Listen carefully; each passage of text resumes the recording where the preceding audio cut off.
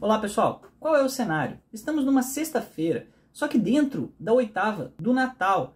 Então algumas pessoas poderiam dizer, bom, se estamos dentro da oitava do Natal, a oitava do Natal é toda uma extensão da celebração da solenidade do Natal, e é um momento festivo, alegre, então aquela obrigação do direito canônico de fazermos abstinência de carne nas sextas-feiras, ela fica suspensa nesse dia, né? Então, nesse dia, em tese, não precisaríamos fazer essa abstinência de carne. Bom, isso está errado. Precisamos sim. Por quê? Porque nós não estamos numa solenidade. Hoje não é uma solenidade.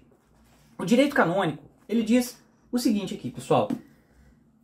Observe-se a abstinência de carne em todas as sextas-feiras do ano, a não ser que coincidam com algum dia enumerado entre as solenidades. Então, você só não vai fazer essa abstinência de carne se for solenidade. Lembrando que o jejum, pessoal, já é outra coisa. O jejum ele é obrigatório na quarta-feira de cinzas, na sexta-feira da paixão, né? Nós podemos estender a nossa generosidade fazendo também jejum na sexta-feira em que fazemos a abstinência. Mas a obrigação aqui é sobre a abstinência.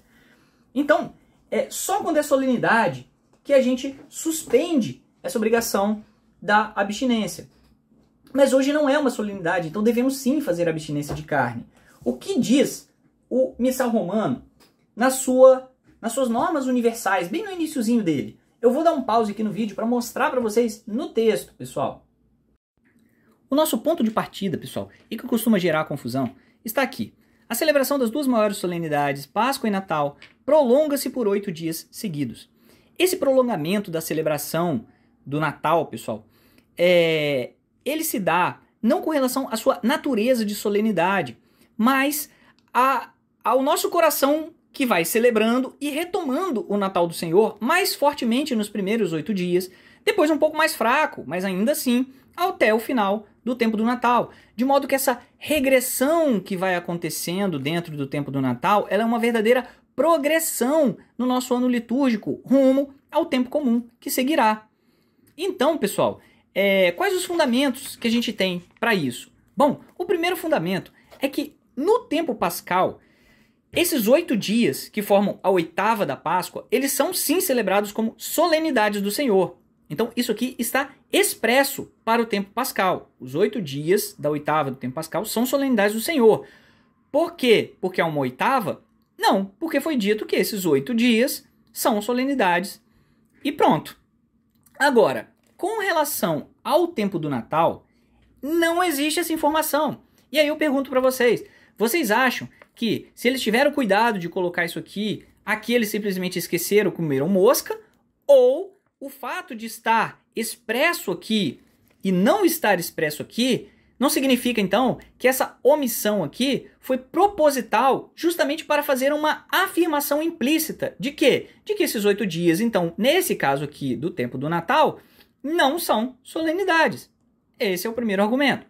O segundo argumento é que, justamente porque não são solenidades, é dito que o Natal do Senhor tem a sua oitava organizada do seguinte modo, e aí são mencionadas várias festas, pessoal, né? A festa da Sagrada Família, a festa de Santo Estevão no dia 26, a festa do dia 27 de São João Apóstolo, a festa do dia 28 dos Santos Inocentes. E aí, a grande questão é, se fossem solenidades esses dias 26, 27, 28, né? Por uma outra norma que a gente vai ver mais adiante aqui, que é a norma da ordem de precedência das solenidades sobre as festas, o que aconteceria?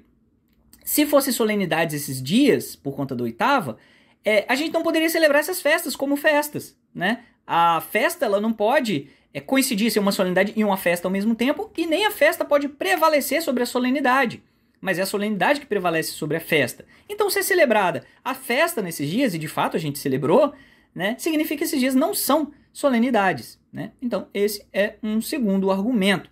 E o terceiro, que é justamente a continuação disso, está lá, pessoal, continuando aqui o mesmo documento, está lá, aqui nós estamos nas normas universais, né, do calendário romano, aqui, pessoal, no nosso missal romano, tá? Só para vocês se situarem.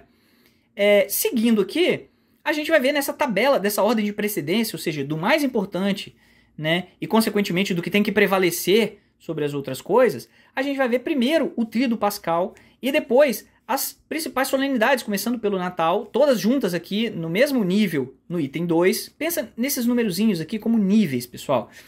E depois, e a gente encontra aqui no mesmo nível do Natal, que é uma solenidade, a gente encontra os dias dentro da oitava da Páscoa. Lembra que a gente viu lá atrás que os dias dentro da oitava da Páscoa são tratados como solenidades do Senhor? Assim como o Natal, que é uma solenidade do Senhor, estão no mesmo grupo.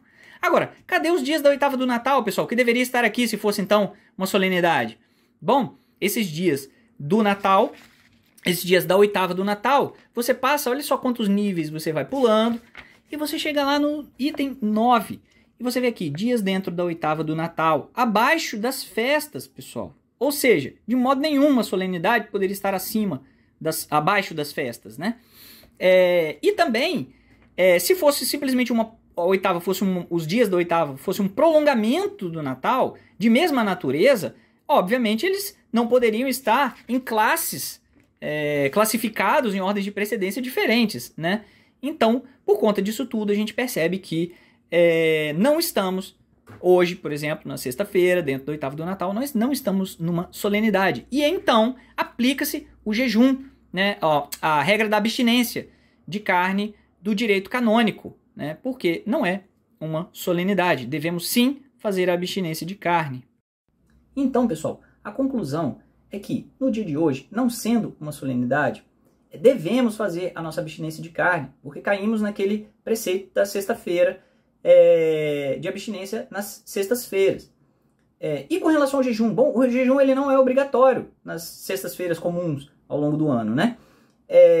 Mas o jejum ele pode ser feito por uma questão de generosidade, já que vamos fazer uma abstinência, vamos fazer um jejum, por exemplo, na sexta. E nesse caso, sendo hoje, o jejum ele segue os mesmos fundamentos, pessoal, da abstinência de carne. Então, nesse sentido, se hoje é legítimo, e na verdade é até obrigatório, fazemos a abstinência de carne, porque não se trata de uma alegria solene, assim também podemos tranquilamente fazer o nosso jejum. Agora, se por acaso você hoje, por desconhecimento, já comeu ali a sua carne, né? Tente ao longo do resto do dia, né, evitar, ou tente compensar fazendo um jejum, se for possível, mas fique tranquilo com relação ao pecado, pessoal, porque o pecado ele exige livre consciência e vontade das coisas.